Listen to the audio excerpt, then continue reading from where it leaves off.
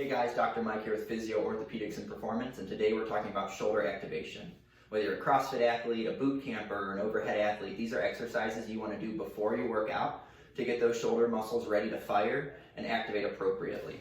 Take your shoulders, pinching them together, but also pulling them down so that you feel a stretch up here in the trap and activation down here in the parascapular. So once you're in those positions of together and down, the first one you're going to do is a row where you're bending at the elbows.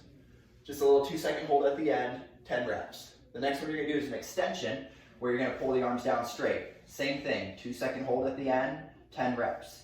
The next two are going to be internal and external rotation, where you take those shoulders, pinch them together and down, and you're going to bring the shoulder out. A little 2-second hold at the end, 10 reps. And then flip around and do the opposite, where now you're going to bring the shoulders in.